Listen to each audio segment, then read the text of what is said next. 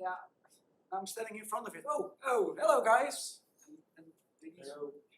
Thank you all for coming here and at home. We can see you. Well, you can see us.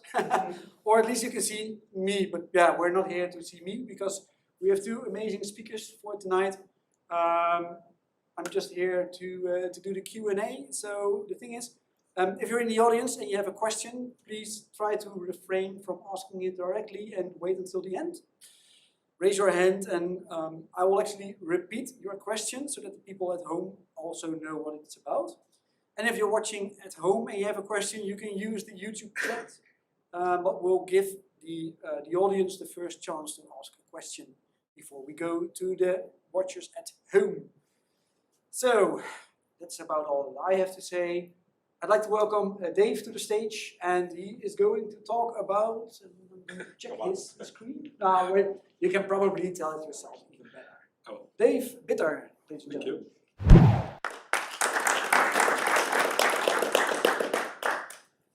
Hello everybody. Well, my talk is going to be about how you can dynamically generate open graph images using Next.js Serverless. A lot of buzzwords, but basically how can you use Next in a creative manner to create something cool for your client, for your website. And we're here in person. Who has worked with Next.js before? Oh, that's not too bad. Okay, so great. Probably by the end of the talk you know the basics about how you can use Next.js and different functionalities that are available for you. To introduce myself, I'm Dave Bitter. I'm a developer advocate and front-end developer at Frontman, Becoming.io, so a sister company of Isaac, where we are now. And I have a background in both design and development. So for quite a while I became an interaction designer, but then my love for front-end came in and I never looked back. So I've worked in a lot of different projects, design studios, but mostly in React and for 2 years Next.js projects. I tend to talk a lot about Next.js, I'm that guy. So the problem that I have is whenever I share a link to an article that I write on Twitter or LinkedIn or even Facebook, who uses Facebook, but if I share an article there, you get these dull images. Well, that's also my fault because I used gray images, but they don't really stand out. They don't have the design language that I have for my own website. And I wanted to change that. And then I saw how since a few months GitHub does it. So if you noticed it, whenever you share a pull request link or a repository link like this one from NASA, it used to be just the logo. That's what they did. It was the first image on the page and they returned that.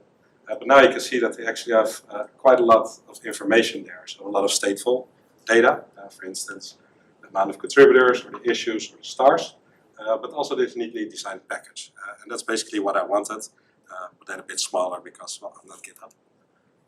So this inspired me to build it. And then there are off-the-shelf solutions, of course, by Vercel or Site. Never know which one they use. Which you can use to create a design and get all of this out of the box. And then this talk would be 2 minutes. So of course I didn't do that because that's not fun, right? I want to build it myself. So I created this small design that follows the design of my website, which I think pops way more than that gray image that we saw earlier. And I have some data in there, for instance, the date, because I find that important. I'm not going to read an article from 4 years ago. So I'm always looking for that. But yeah, I can put anything I want in there. And we're going to do all of this with Next.js because my website runs on Next.js, but it also offers all the tools that I need. So this went through my head, I think 5 months ago. Well, I could easily build this, right? How hard can it be? I'm a developer, I can easily do it. I mapped out the entire plan in my head. And that's usually famous last words, because it wasn't easy, and I did fail, and I did spend a lot of evenings on my own, on my computer, trying to fix images, which is the worst. So I'm also going to show some of the fails and learnings that I had. So, personal website, davebitter.com. It's not a very fancy website, but I use it as basically as a project car. So this is, it started as just simple, this is my resume, and then I added articles, and then I added videos, and so on and so on. So I use this as a project car, so oftentimes if you hit this, it will be down because I screwed something up. But yeah, that's a project car, right? You can work with it, stuff you can do at the client, basically, to screw it up. And here I learn to fail often, but also learn often because of that. Cool, so this is built in Next.js, and I did that for a couple of reasons, and that's because I'm a big fan of progressive enhancement, and not having JavaScript run everything in the browser, and otherwise you get a blank page. And I know that Next.js offered server-side rendering for me, and that's something I really wanted. So on my website you can turn off JavaScript and everything will still work. And maybe that's developers who do that to test it. Hey, I'm going to turn off JavaScript. No sane user does this. But for instance, there are a lot of countries where, for instance, internet connection is bad. So you want to have, you use a browser, I think the Opera Mini one, and you can turn off JavaScript. So it's a real use case, maybe not for my website. But yeah, it's a good use case. And Next.js offers everything that I need, from routing to static site generation and everything that we will cover today. So this is a live image of my website at the moment. There's nobody there. Yeah, that used to suck, because if you build something in Node.js, you have to run that server the entire time. And that costs money, and I'm Dutch, so I don't want to spend money if I don't have to, even if it's €5. So I wanted to do everything serverless, because you often hear, oh, serverless, yeah, because we can scale it and we can make it performant and all those reasons. But it's also perfect for this. I mean, you will see in a minute we're going to hit a route which is sleeping right now. There's nothing happening, which is fine, so it doesn't cost me money. And it's super cool to say serverless a lot of times, because you look very smart.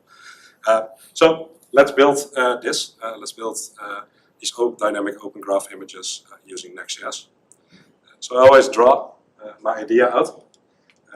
I can draw, by the way, but this is basically my idea. So I wanted to have a dynamic page where, through some query variables, I can pass a title and a date and an image URL.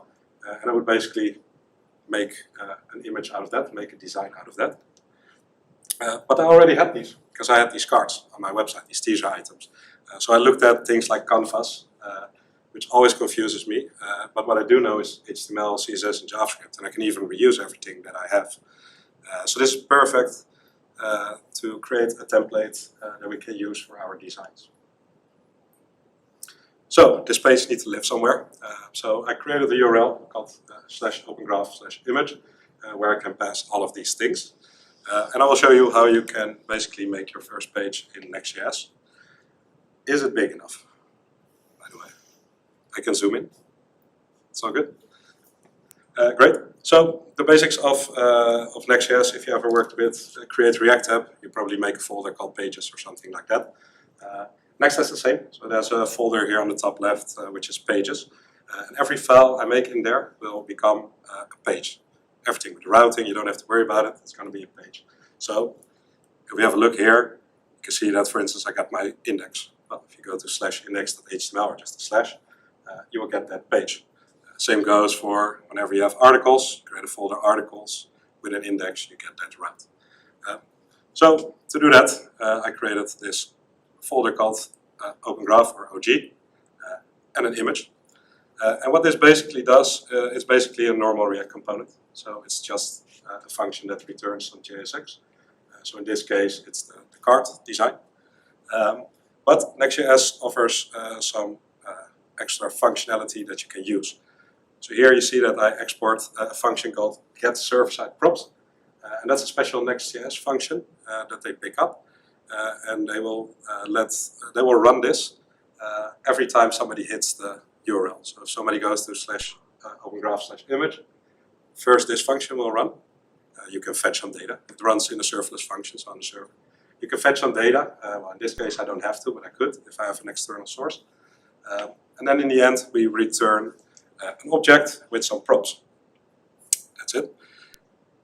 Automatically, Next.js passes those props to your component. So that's it. That's how you can do serverless with Next.js in the basics.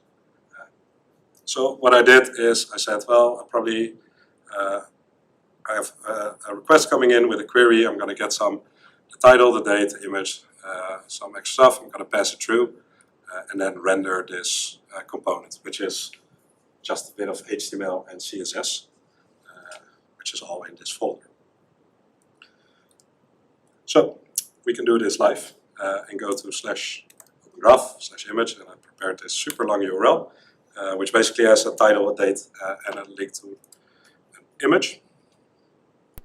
And now you see here we have this page.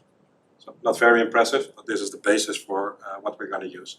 So in the URL I have the title dynamically generated, the title of my talk, the date there from the last time I made this, and it will just render this in HTML, CSS, which I understand as a developer and can easily work with. Out of the box you get all the benefits of the web, of course, being responsive. So if you ever need to make different screenshots of different sizes, well, the web does that out of the box for you. So that's great. We have a design built in HTML and CSS. So then the next part is that we actually just need to screenshot it, right? What we're going to use for this is a serverless function, because during the process of building this, I actually wanted to learn how I can just do a standalone serverless function. So not Next.js, who does all the heavy lifting, but Netlify, where I host this, how that works. Turned out it was surprisingly easy. I'm used to Puppeteer for normal tests, and I know that you can screenshot with that, so that was my weapon of choice for this. So let's have a look at, well, basically how we implement that logic. So this differs wherever you host it, but for instance on Netlify you have this My Functions folder on the top left. Well, it's really hard to do. Like on the top left, you have this My Functions folder, and Netlify basically knows, okay, whatever file is in there, that's a serverless function, and I'm gonna deploy it to AWS for this website. So if we go in there, we have again an Open Graph image, and all this serverless function is, I'll scroll down a bit, is basically this. So you say exports.handler, and you give it an async function, and that's it. You can do whatever you want, right? And then it depends on what your use case is. But that really surprised me when I started with serverless, because it sounds terrifying to do as a front-ender. But it was basically, oh, it's just a function.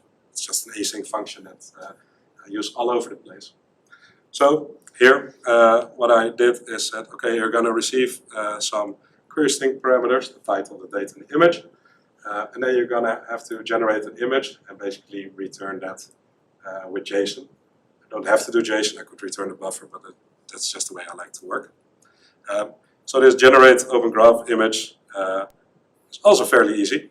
So basically spin up Puppeteer, open a new page. And then I read somewhere online that 1200 by 630 was a golden standard for Open Graph images, so I just took that. And then I went to the page that we previously saw with Open Graph /image, and I just pass along the query variables, title, date, and image. Well, then I create a screenshot, which you do by paste that screenshot, close the browser, and you return the buffer. So in the end, fairly easy to do. Spin up a browser, go to the page, wait until it's done loading, create a screenshot, and return it. And if we look at the result, well, not surprisingly, it's the page that I had. It took the width and the height that I passed. Of course, I know everything scales perfectly. And it created this screenshot of my face. Cool. So we have these two parts now. So we actually can create an image, but of course, we need to access it. Well, I don't like having to call all these different APIs all over the place, different vendors.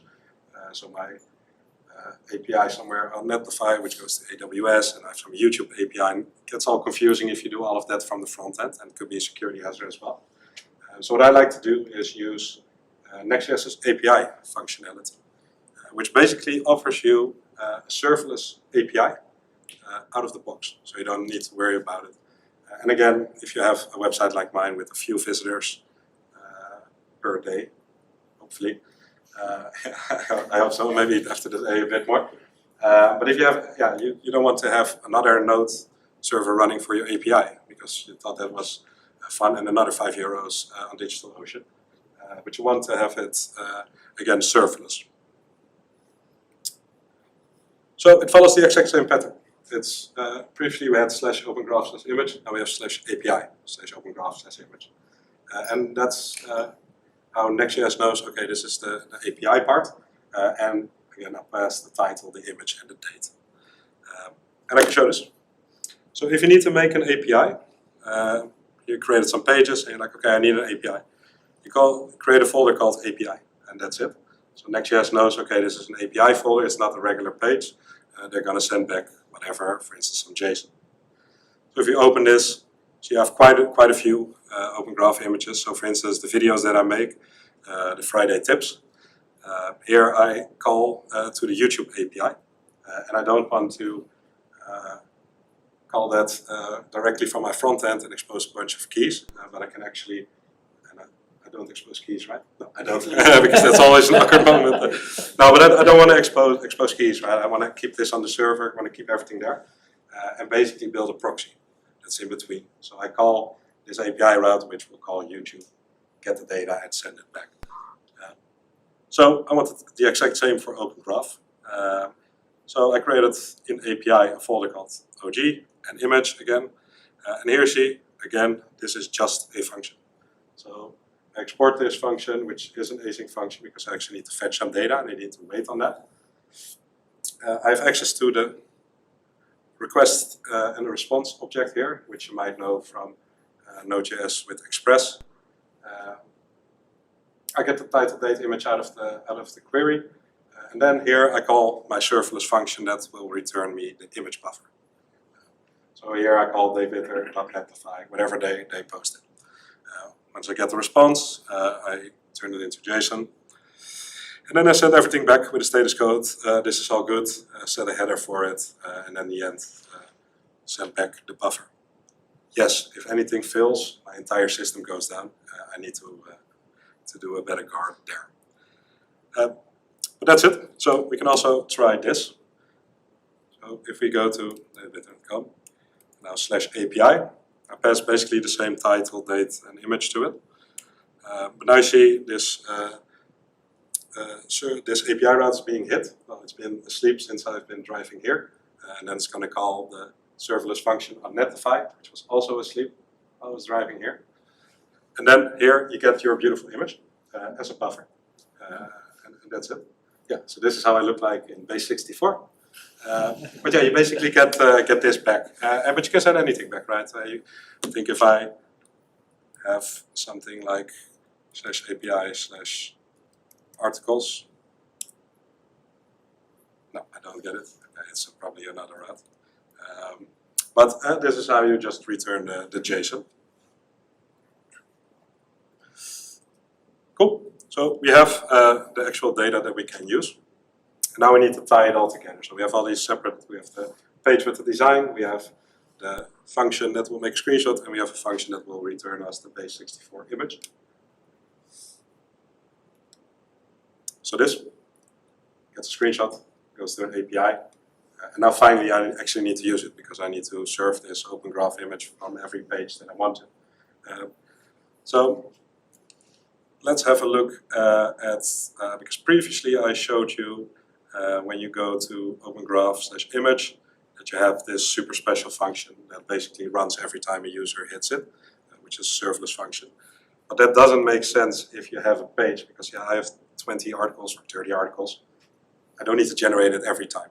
It's even written in Markdown in this repository, so it will never update. So yeah, I just want to build it during the build process. I just want to generate these HTML pages, directly serve it, and then hydrate it automatically in the front end. So let's have a look at that. How do you do that? Well, not using this get server-side props, but if we look at, for instance, articles, we have an overview page for articles, which is this one, which is just a grid of the latest articles that I've written. And of course, I don't want to generate this for every user, right? It's always the same. So what you do is you have this second special function, which is called get static props, which does exactly the same as get server-side props, only this happens during the build. So what you can do is well, fetch some data. For me, that's a bit of copy, headings, the articles, of course. And as you can see, the Open Graph image. Well, we'll do the same. We'll return an object with props. And then here, I actually have access to the data. So the cool thing is, whenever I spin this build up on Netlify, it will actually run this serverless function. then pass it to the HTML. It's going to render the entire HTML page, and then it's going to save it. And then, yeah, it gets put live directly. So every user that hits it is immediately served with just HTML, which can easily cache as well. Great, but yeah, I have 20 or 30 articles, and of course I'm not going to write 20 or 30 files with the title name in there, saying, oh, this is my, I don't know, my INTL article. I'm going to create an INTL file and then do exactly the same. So what you can do is say, I'm going to have a dynamic page. So here you can see we have slug in between these brackets. What it basically says is everything that you put in there, it will match that file. So every slug that you put into, it will run this file. And here we do exactly the same, right? So we have a get static props. Well, we have the articles. We return the actual article. Then we render the HTML during the build, and it gets served. But we got one special function here as well, and that's the final special function, I promise, which is get static paths. And what this basically does is here we tell Next.js, by the way, these are all the articles that I have. These are the ones you need to generate during the build process. Because of course Next.js doesn't know. Whatever, you can hit everything. So what we do here is we return an object with paths, and that's basically an array with just all the slugs that are available, so all the titles of my articles. Then we have this special fallback is false, and this is where I lied a bit that this is only during build. So what you can basically do is tell Next.js, well, if somebody goes to slash whatever and it's not an article, just send them to a 404. Or you can say, well, fallback true, I'll handle it. So when I put this to true, my page will render. But of course there won't be an article because there isn't any. And then you can handle it however you want to. Or, and that's the super cool bit, which may be a bit too in-depth for this talk, what you can basically do is say, okay, I know that, let's say you're a ball.com. You have 2 million articles. Yeah, you're not going to generate them all during the build process. It will take days. But what you can do is say, okay, I have a bunch of paths here. I do want you to generate during the build. But whenever somebody calls this weird old URL, then again, create an HTML file, store it, and then send it back for the next person that comes in, would get served the HTML file that was built. So it's super convenient for developers to get all these use cases, which obviously I don't need for my website, right? I'll build the 30 articles, that's fine. But it gives you the option to go for either get server-side props, so doing everything on runtime, having the power there, or saying, no, I want to have this during build, or I want a hybrid, and I want to cover both use cases. Which for me is super nice that you can mix these things. But I promise you to show you how the image gets loaded. So let's say we have this articles page. What I basically do, I get the article that I need, and then I have this create this open graph image. So here I have this little helper function where I pass, well, this is articles and this is the specific key, because I need some unique identifier for the file name. And here I pass the title, the image of the article, and the date of the article. So I pass it to this little helper function. And what it basically does say, okay, if it's development, just return the image that you wanted to have in that design. Because yeah, it takes a lot of time and it's unnecessary. But if it's not in development, we're in production. Basically you have a folder, the public folder, same as create React app, just gets served as public files. And here I use that path that I passed. It's articles and then whatever the title of the article is. So what I'm going to try to do is see, well, does this already exist? Because if I already generated this image, I'm not going to do it again. I could, but I don't want to because I'll never really change anything. So just immediately return it. If something goes wrong, again, the fallback is that image URL that somebody passed. Just send it back. But otherwise, we need to generate it. So here, this query basically goes to /API/opengraph/image, and it's going to pass along the title, date, and image, and just wait for that buffer that we return in the API. So if it's there, we get the buffer with a toString of base64, and then we first see if that public directory that I wanted is already available, otherwise we create it. But then we store the image there. And in the end, we return the location of the image. And again, if something goes wrong, just return the image. So we always have something to show for you. Cool. So I have this open graph image here, and I get the actual, I get my face in the URL to my face, and then here under page image I send it back. But if you look closely, I never use page image here. And what I didn't want to do is for every file set it in the head, right? That's a lot of repetitive work. So if you work with Create React App, you had an app there which wraps around all the pages, where you can do this shared logic like setting meta tags, loading a footer or a header, your parcels. The same goes for Next.js. So you have this underscore app, underscore is a special Next.js file, which does exactly the same. So I have my page somewhere between all this code, which is this one, and this is the actual page. So this is the article page, but I have some parcels that I want to wrap around it. For instance, my site footer that I need on every page. But what I also have here is the site meta and site open graph tags. And this is all the meta tags that I use. So here actually, from the page props, I actually get the page image. I just structure it here. I do some fancy animation stuff because that's cool. And then in the end, I have these two components. Site meta, what it basically does is it sets a content type, content language, all those standard things, a bunch of fav icons for my PWA, and those simple things. But then we have this final component, which is site open graph tags. And this is where all my open graph tags live. So I pass a bunch of props to that. And then I created, again, a small, I like helper functions, apparently, where I set some defaults that I want to use. But I dynamically check, if it's an article page, I might want to do something else, like, for instance, make a type article or change the description to the intro of the article, because that makes more sense. And then we just render it. So this head tag, if you ever work with Create React App, you probably worked with React Helmet, to do these kind of things. Exactly the same, but it's from Next.js. Same with the router, you work with React Router, Next.js as a router. So if we do all of this, and I did my work correctly, I can open this small little Chrome extension. You can see this doesn't have a date there, right? It just has my latest articles on these different websites.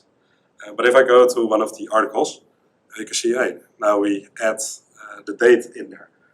And of course, date's not very stateful. I can put anything in there, right? I can get my Google Analytics and render the amount of views or whatever you want there. So this works. These are my open graph images. And I think, this works. It's the downside, yeah, super nice. So I thought, hey, this works. And then I spent a couple of days / weeks looking at these on Netlify after work every day.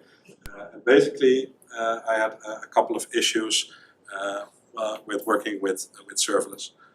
So the first one, which was super dumb, was opening up Puppeteer, but not headless, so it didn't have a screen, so everything failed. And I was like, why does it fail? What's an X12? I'll learn something. You need to set setting for that.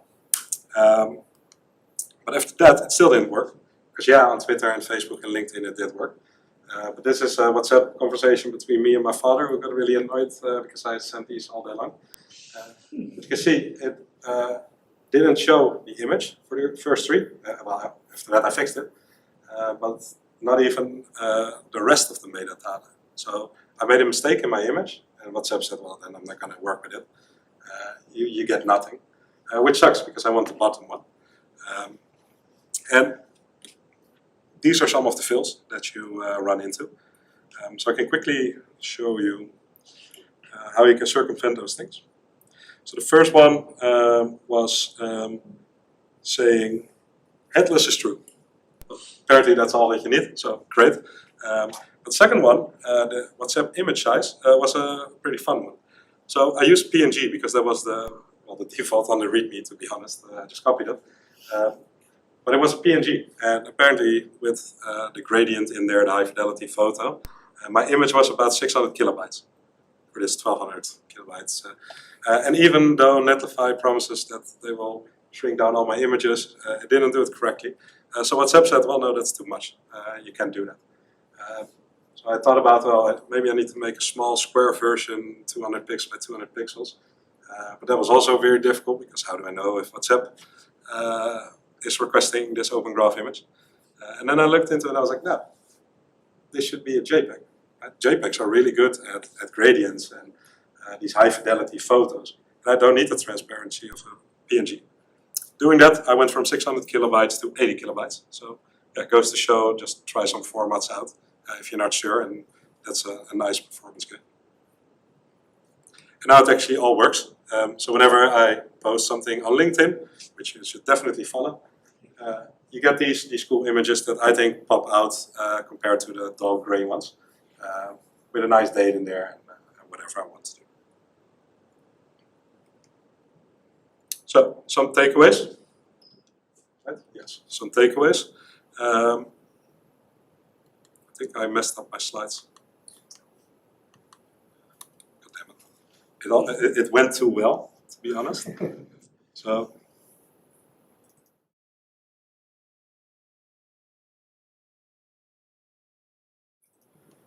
Cool. So that comes later.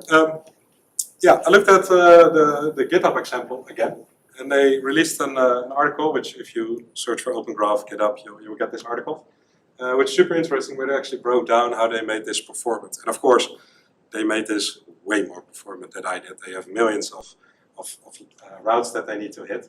I just have my few articles. And they really dive into, okay, how can I make this quicker? So as you can see, they can do it probably under 100 milliseconds to grade an image and send it back, which mine probably takes a second, which is fine, because that's also the point that I want to make. I'm not GitHub, right? I have a few of these articles which I built during the build time, so it's fine for me. It'll take a couple of seconds. But this is part 2 of my talk that I will do hopefully soon, once I fix this, because I do want to not beat GitHub, but get close to GitHub. So now actually my final thoughts. Serverless is easy, cheap, and powerful. So we saw easy, it is just a function, right? Of course you need to deploy it, but the tool like Netlify says, right, you have a My Functions folder, throw it in there, we'll deploy it on AWS, take care of it. So yeah, just do that. It's cheap because I don't have to pay anything, and that's the way I like it. But it's also really powerful because if I get popular and my website gets popular, I know that this will run fine, right? We can scale this up. It's built for that, so it's on both ways.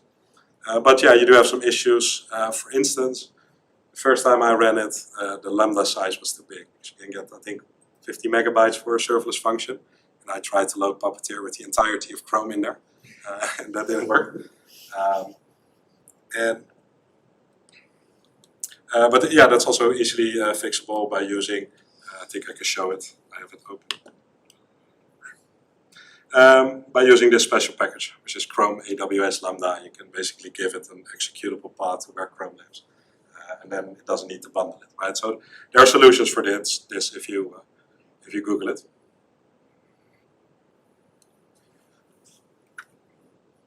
The second one is to have this continuous project, right? My website was, I think I speak for a lot of developers, where your website is the last project that you actually work on and make nice. But it's a great place to have this, this nice project car to try this stuff out and learn about serverless and learn about Next and Puppeteer and all the things that you run into. And at a benefit, it's nice as a portfolio item as well, because you can actually, the code for this is on my GitHub, github/davidbitter. You can go through everything, and I think that's always nice.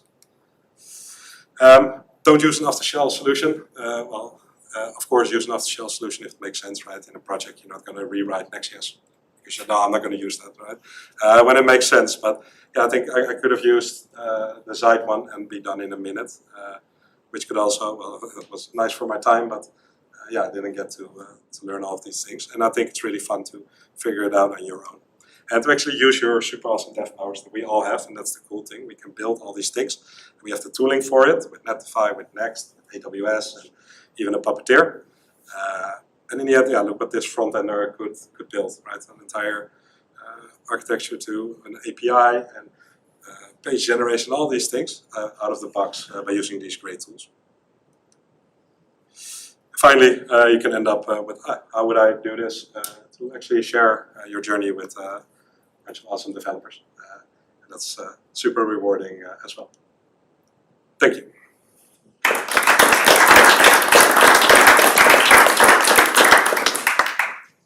Ooh, interesting, Dave. Nice and time. Wow.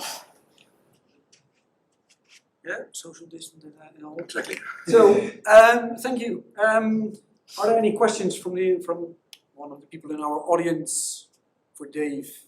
Got one in front. How much time did you spend on this? Because Too much. I did something similar for my own website in like a different approach, but I'm curious. Yeah, I spent a lot of days mostly because I've been doing.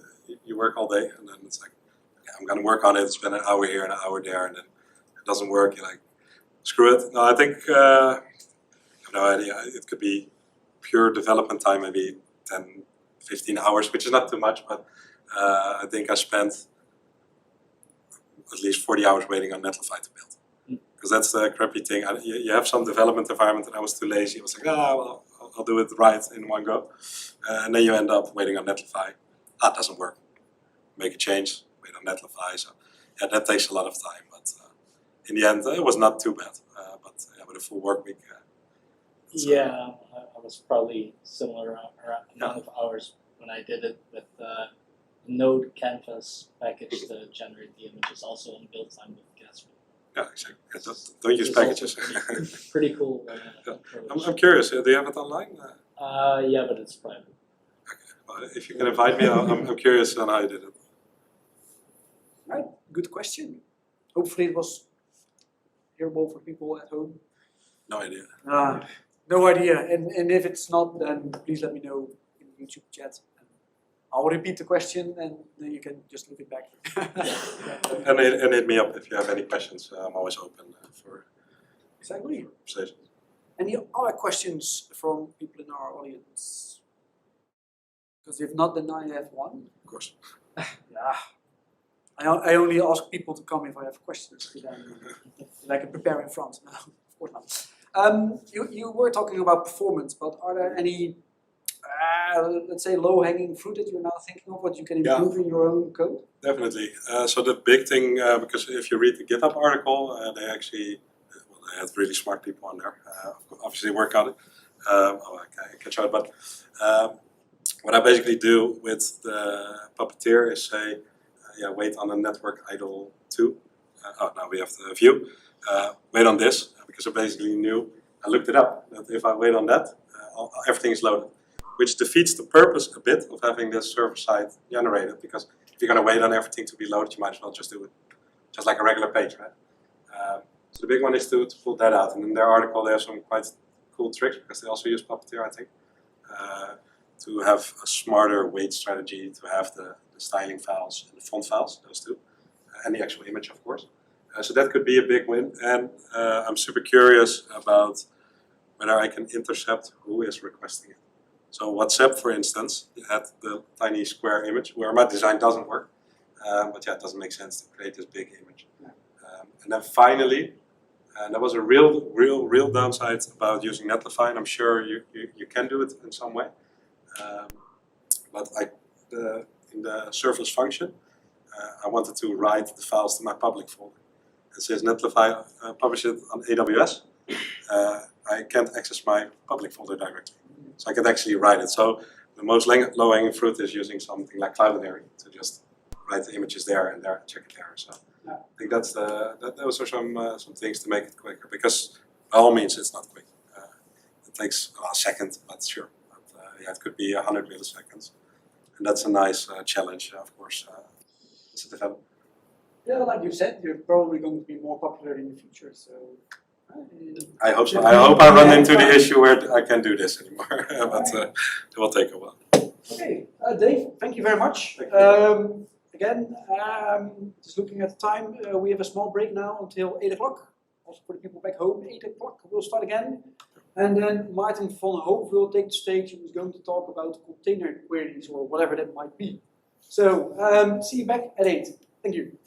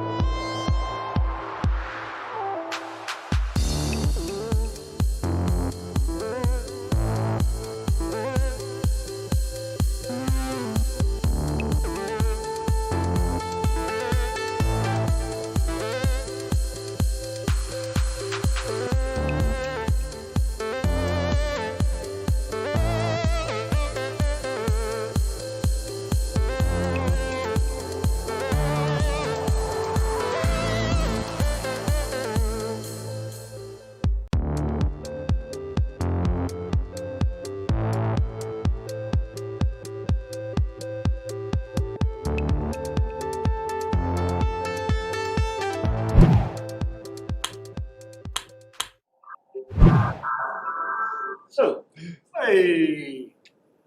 Looks like we're back. And that's because it's 8 o'clock. And we said we would be back at 8. And Maarten asked me to stand here. So hello, viewers from home. Hello again from the audience.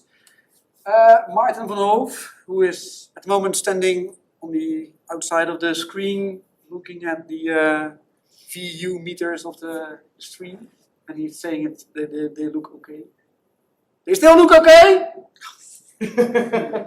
Sorry, always wanted to do that. So our next speaker is Maarten van Hoof, who is going to talk about container queries. I think it's something with Docker, or? Yes. Oh, give it up for Maarten van Hoof.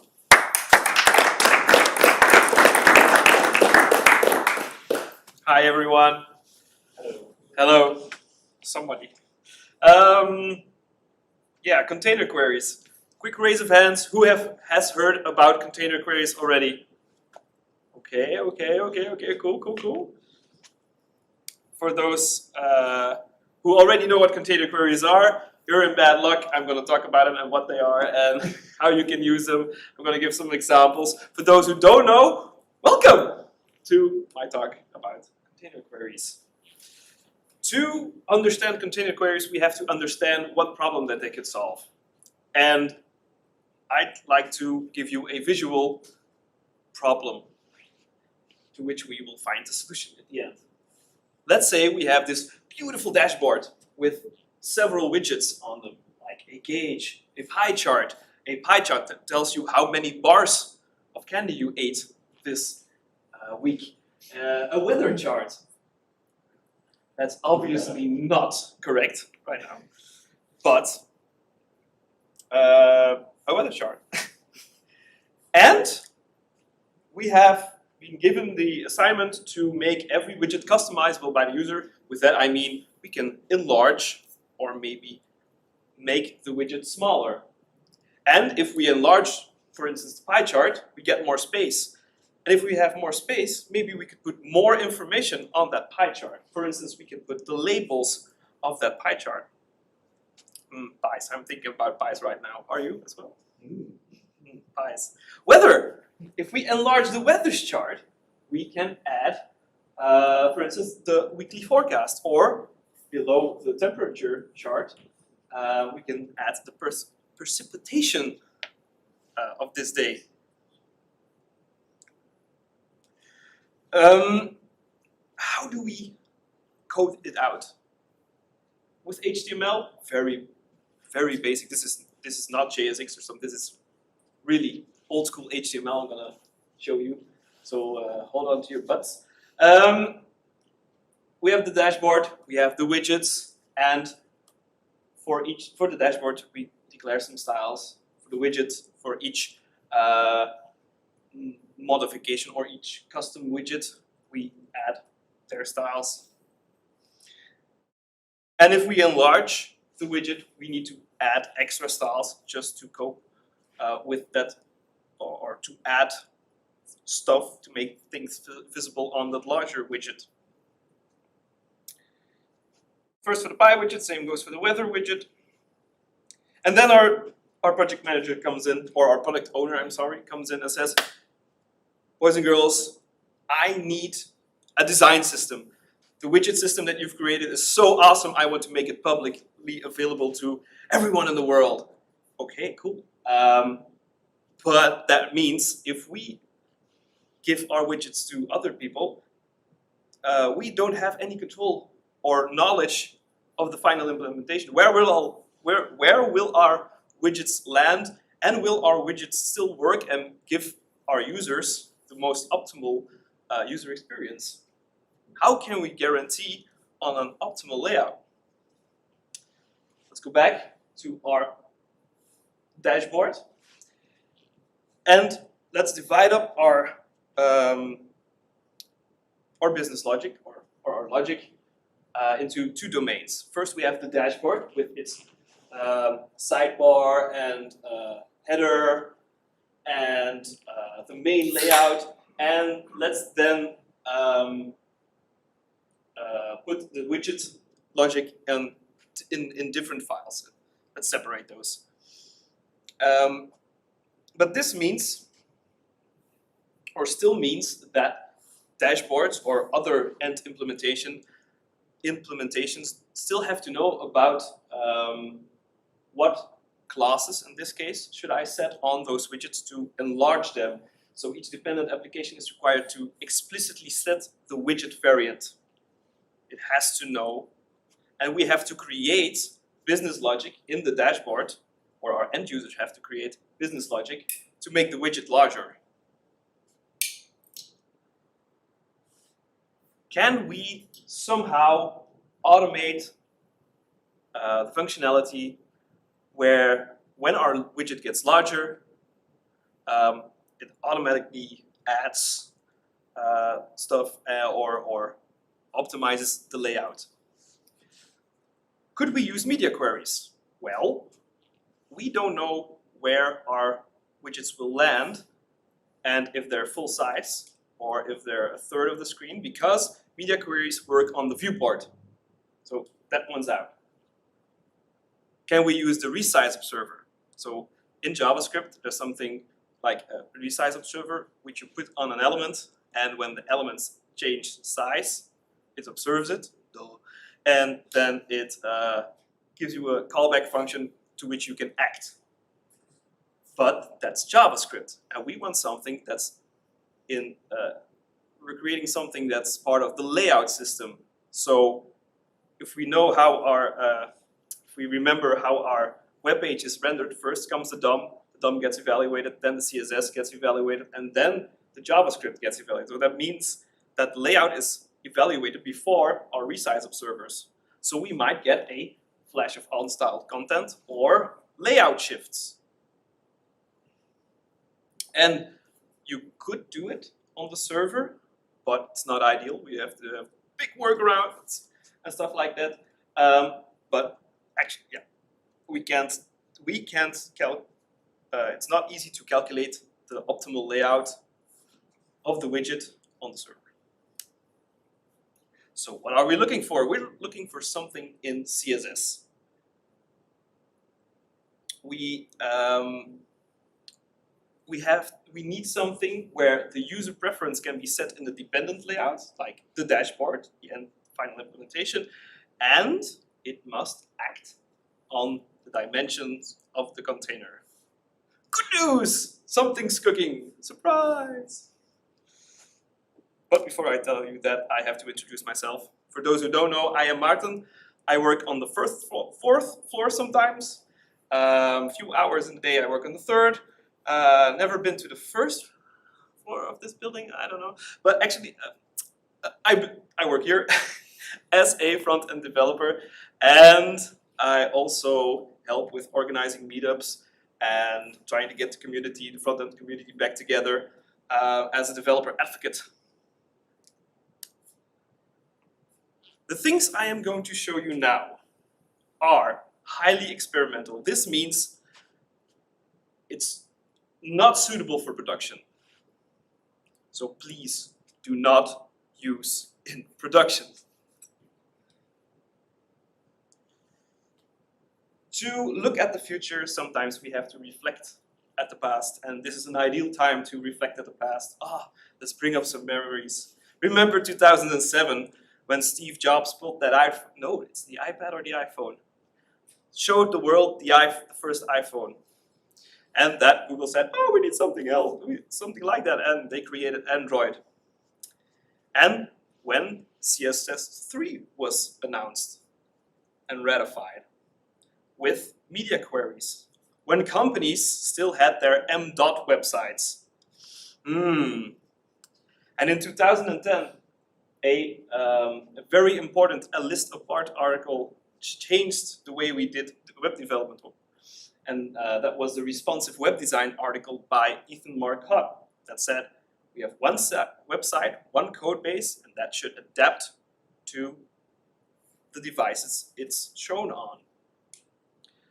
From 2010 until now, we had the up and coming of modular CSS, like the patterns that were defined by SMAX or Atomic Design, the frameworks like Bootstrap, We saw the rise of modular JavaScript like Require.js and Common.js and Node, and now we have a browser native solution with ES modules. Thanks to those things, modular UI frameworks came. The Vue library or framework or whatever you want to call it, React, Svelte, and browser native solutions like web components. And we've been slicing up our entire application so we can reuse parts of it back in other projects or in the same project, or create design systems where a company takes a box, virtual box of Legos and gives it to developers, and these are the kinds of Legos you can build your application with. But something was still missing. Those components, layouts, weren't adaptable, weren't modular to their final implementation. So something that has been screamed for a decade now is a solution for modular adaptability for layouts. And those are container queries. So, what's the definition or the current definition of container queries? It allows any element with both size and layout containment to be queried using a new add container rule with similar syntax to existing media queries. So everybody who has used a media query shall know this syntax. There are two things you have to do to use container queries. First, you have to define your container, so your browser knows to which container to look at, to which size to look at. And currently, it's this syntax. Contain property with layout, the dimension you want to observe, in this case inline size, which is the logical property of width, and style. And then our children of that container can query the container width. In this case, with the width of the container hits 500 pixels, we're gonna do something with it. So let's start implementing container queries on our dashboard page. Let's split up the dashboard and the widgets. CSS, let's focus only on the weather widget. And let's put a contain on our widget. And then what you might want to do is, all right, so our widget has the contain property on it, then we can use container query to adapt those styles. This is not possible. This is one of the constraints of container queries. Elements queried must be inside a containment context. So that means that we have to use children of, in this case, the widget to use container queries on. So in this case, we'll put a widget body in it, and with that widget body, we can do anything we want.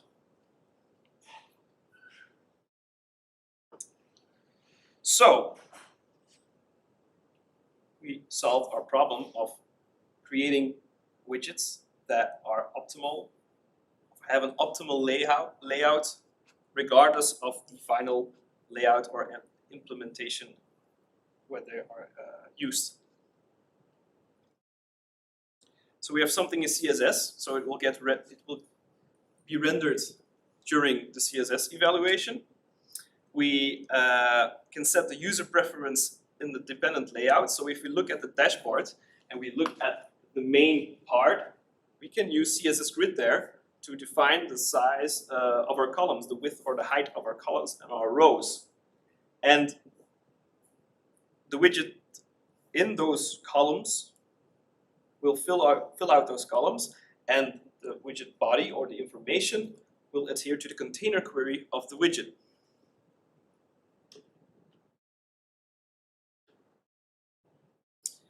So, like I said at the beginning, this is highly experimental because it's still in draft.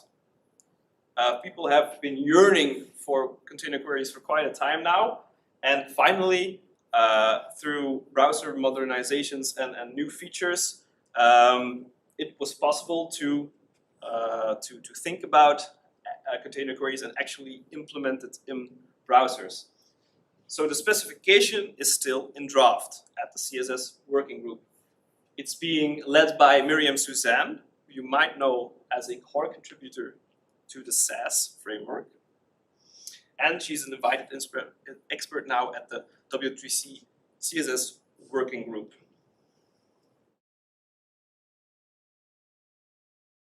But the good news is, a part of that draft is almost ready, is ready to be ratified, and that part is already testable in Chrome Canary, the browser that I'm using right now. Hint, hint.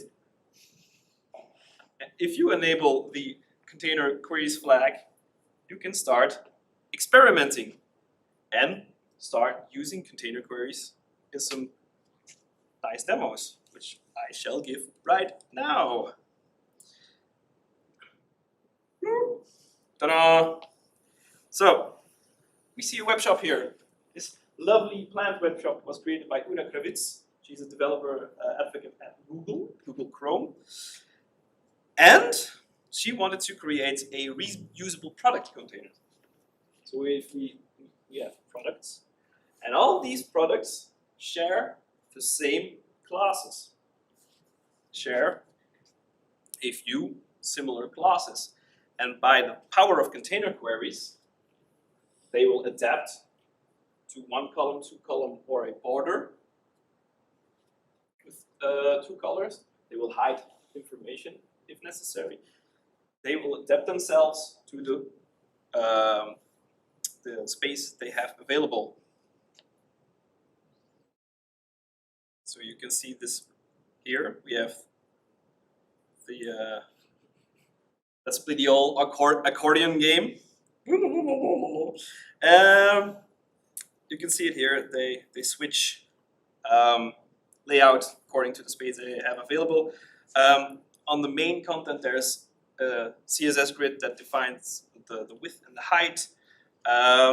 If we look at the CSS code, it's pretty straightforward. We have the main, that's this big container right here with display grid, grid gap, and columns, which states auto-fit the content within it, and please have the content be a minimum width of 230 pixels. And then the container query on the product. Where is it? Oh no, I lost it. Here, we'll say, okay, starting from a max width of 200 pixels, our product container, so product container is a child of product, will, until 200 pixels, it will add a border, have some padding. Until from 350, it will use two columns, and so on. So, one style declaration for a product, and reusable throughout your entire website. Let's see if I can come back to my slides. Yes. The media card. So I think the most obvious use case for container queries, this one. Yeah, when really small, everything's on a vertical layout. And we get bigger, we're gonna create two columns. When that gets bigger, even more content is shown. When that gets even bigger, the description is shown. So it adapts its content, its layout to the space available. Clear for everyone? Another cool trick is what you can do is use calendars, use container queries for calendars. So please look, the thing where container queries are used is in these days, the day notation. When you have less space, well, let's put the name of the day under the number of the day. And when back in a vertical layout, well, let's put it on the right side again. When it really gets small, you can even put it on the bottom again. So the grid is declared by the calendar and the timeline, and the days, containers, are defined on their own.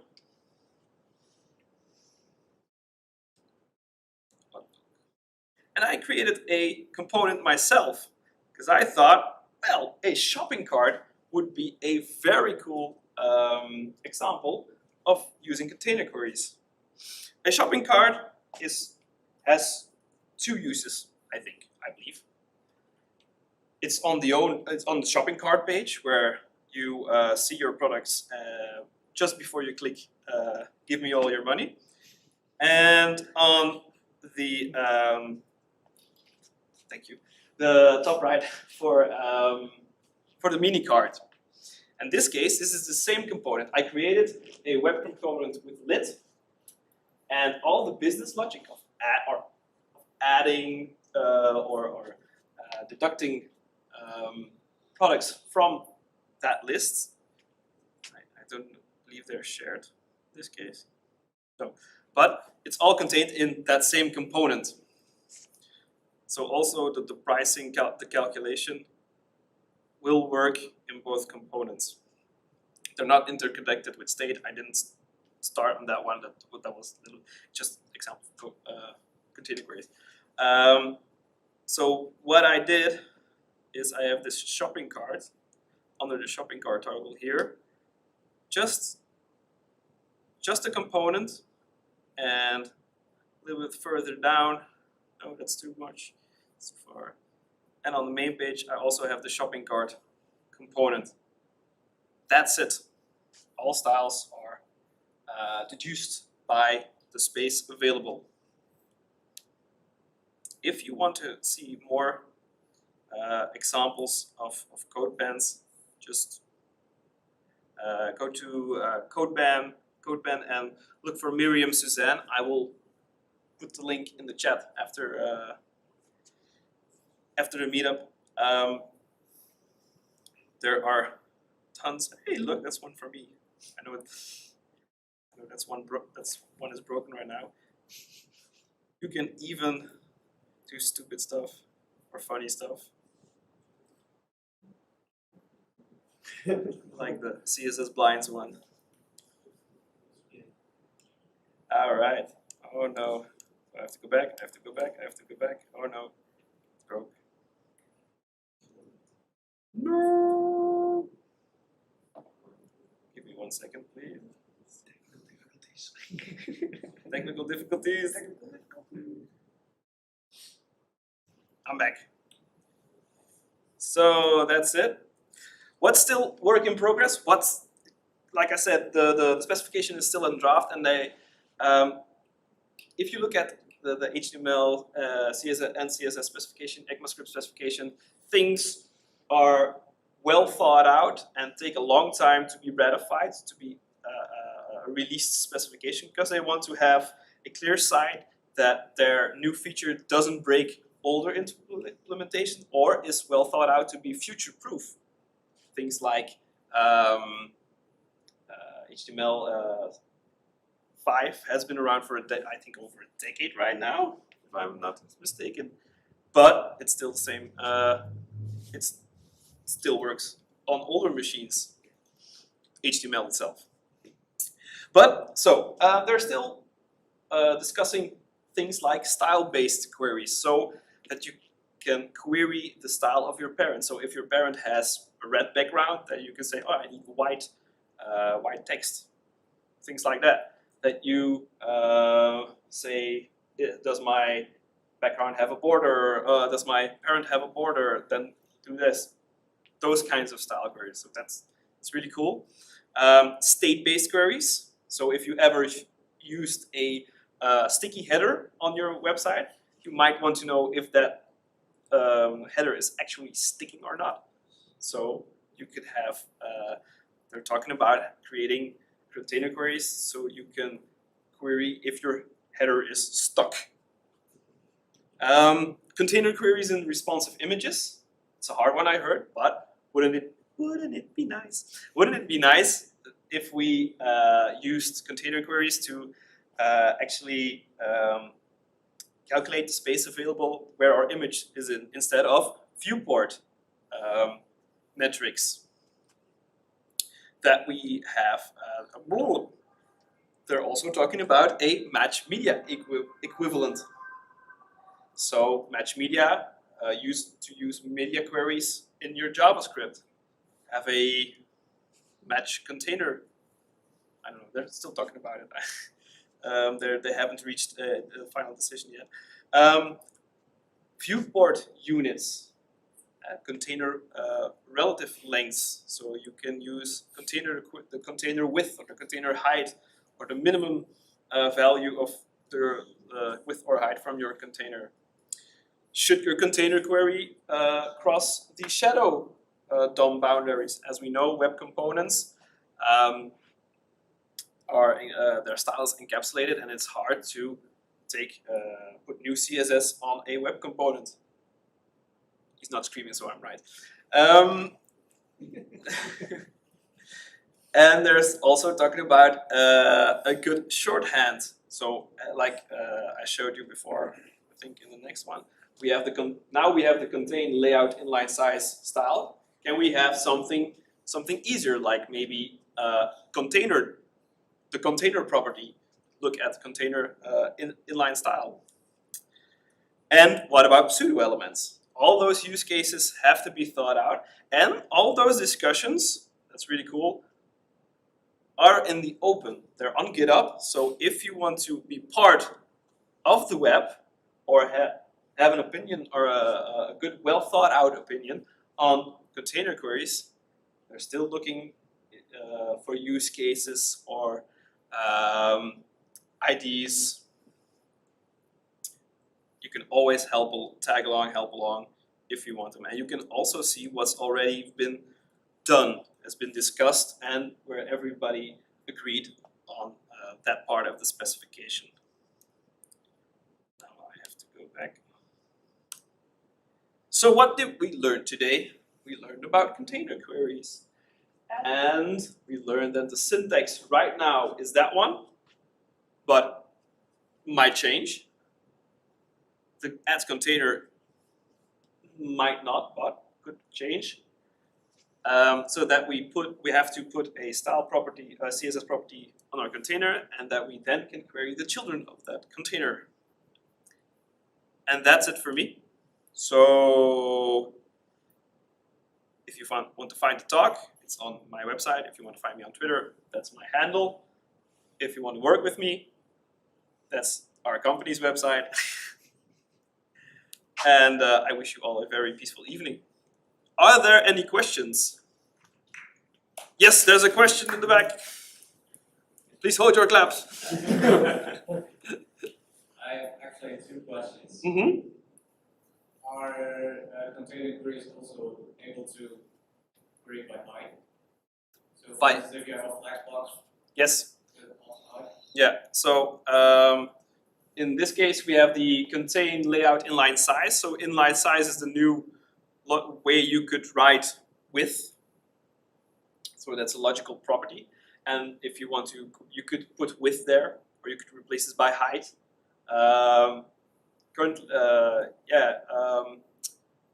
That implementation with layout is compatible with width, height, line size, block size, aspect ratio, and orientation. Good to know. And can you only have one container at a time to reference? So for instance, you put the contain property on the container, but what if you have a container inside of your container? Will the child then only be able to talk with the closest ancestor? I'm gonna show you. I'm just gonna pull the draft in, and I'm gonna show you. In other words, can you specify a container? Yeah. You can specify a container name. So the syntax, where is it? The good shorthand container type, and then we go to the draft, I suppose. Yes. So the shorthand that they want to propose is shorthand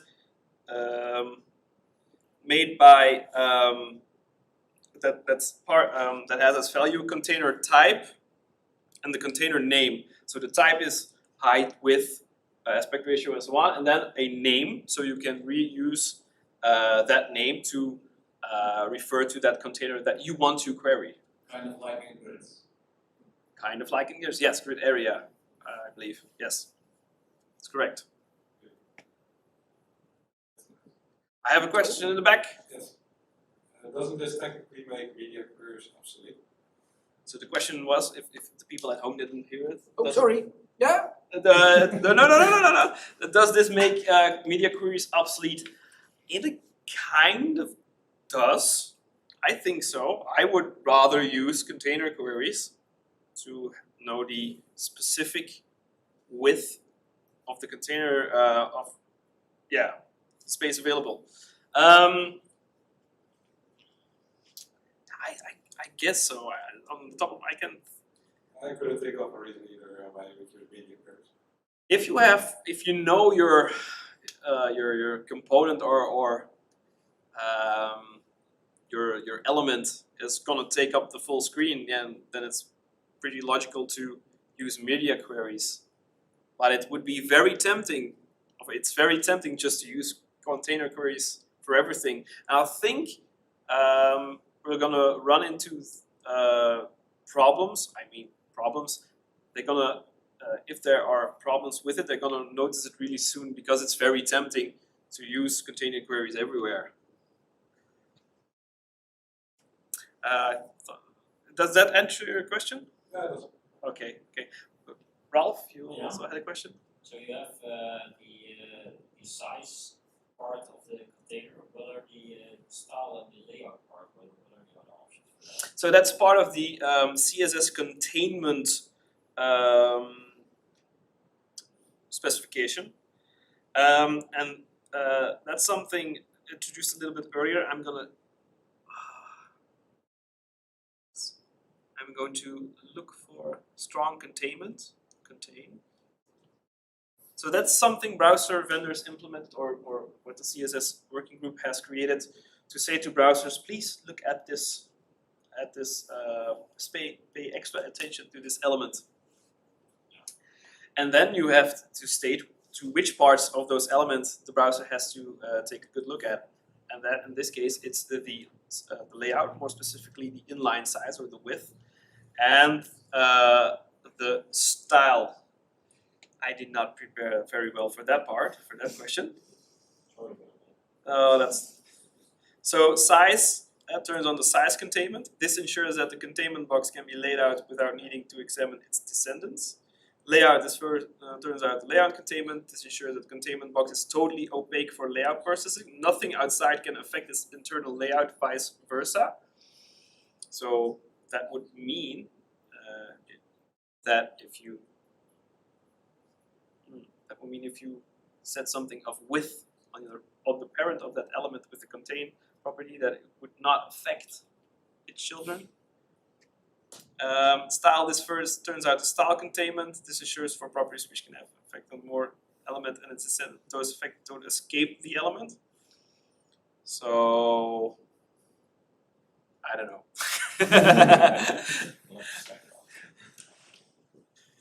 Good question. Very good question, Ralph. I have another one. Oh yeah. I'm going to go back to container queries. Wait a minute. Technical difficulties? Or? No. Mental. No. Yes. You have a nice guesstimate of when we can use this? I do not.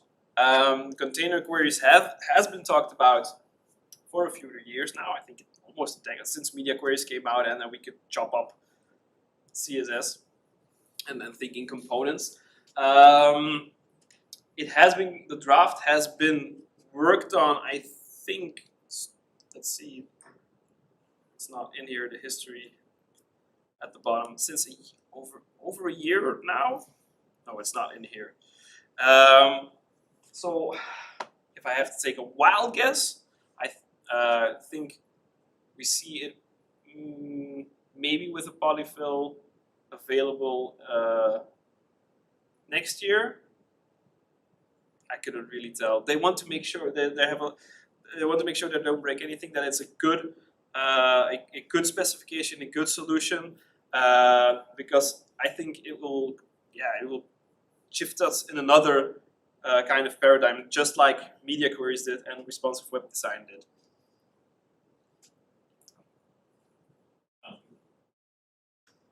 All right. All right, thank you, Maarten. Well, almost, because we also had a few questions from our viewers at home. Did we? We did, yes. Unfortunately for you, you're not done yet. Ah. I have to pick out my iPhone. No, wait.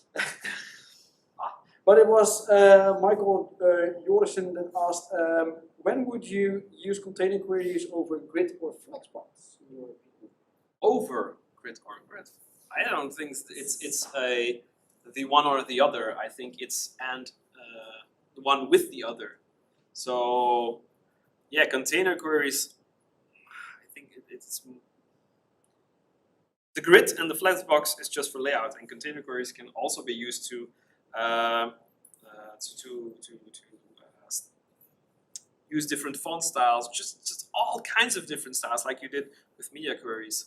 So I don't think it's the one or the other. I think they should work together, depending on what you want to build, of course. Yeah, maybe it's more like the container query versus the media query is the same as grid versus flexbox. Perhaps or not.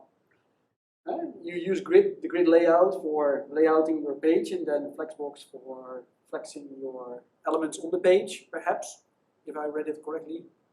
I'm not a CSS expert, but and perhaps the same goes for media queries. That's the page versus the container query, which is the element. So something like that. It depends. Best answer Say ever. it. The last question we got was, I think you already referred to it, but is there a polyfill for this? There is. So I think it's called CQ fill. It's not a polyfill. It's a CQ fill. It's a CQ fill. Oh, I hope I don't get. Yes, it's the right one. Jonathan Neal, that's the one. So there's CQ fill, but actually it's just the polyfill is a JavaScript library that I guess goes over your CSS with a regex, tries to pick out the container query syntax that's now available, and then use the resize observer on those elements. So it's it's polyfill, but it's JavaScript. So think Flash, maybe Flash of unstyled content or layout shifts. Right. Well, Everything. yeah, for the viewers at home, that was everything. And for the audience, well, they've asked their questions as well. If you still have something that you want to know from Maarten, he's here all evening, at least until he goes home, just like the rest of us. But I do want to take the time to thank you all for coming, and for the viewers at home, thank you for viewing. We had a splendid time here, and I really hope I will see you back next year. Hopefully, somewhere at the start of next year, if everything allows it, of course, because we're still in quite a difficult time, of course. For the people here, stay safe, get home in one piece, and like I've said, hopefully I'll see you next time. Thank you all for coming. Thank you.